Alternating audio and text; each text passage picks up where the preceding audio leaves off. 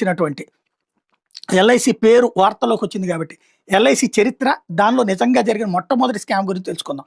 September 1, 1956న 56వ తేదీన 245 private insurance సంస్థలు, PF సంస్థలు మొదలైన వాటిని అన్నింటినీ జాతీయం చేసి అన్నీ కలిపి ఎల్ఐసి సంస్థగా చేశారు. అంటే ఆ రోజు నుండి ఎల్ఐసి పూర్తిగా ప్రభుత్వ సంస్థగా మారిపోయింది. ఎల్ఐసి జాతీయం చేస్తున్న సందర్భంగా అప్పటి ప్రధాని నెహ్రూ జాతికి సందేశం ఇస్తూ ఎల్ఐసి ఎందుకు జాతీయం చేశారో వివరిస్తూ లాభాపేక్ష లేని సేవా సంస్థగా ఎల్ఐసిని తీర్చిదిద్దామని హామీ ఇచ్చారు. ఆ సందర్భంగా ఎల్ఐసి కేంద్ర ప్రభుత్వం 5 కోట్ల రూపాయల మూలధనం సమకూర్చింది.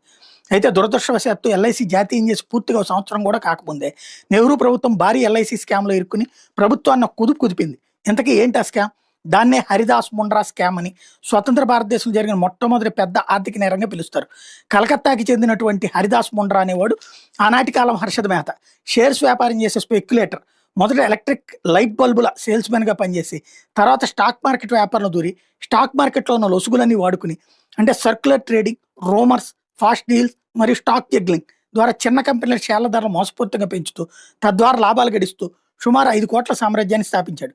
కానీ 1956 చివరిలో బాంబే స్టాక్ ఎక్స్చేంజ్ BSE ఆయన్ను ఫేక్ షేర్లు అమ్మకం చేస్తున్నాడని ఆరోపించింది. దీంతో ఆయన కంపెనీలు Richardson, Cruddas, Jessops, Smith Stanistreet, Osler lamps, Agnelo brothers, British India corporation BIC వంటి 6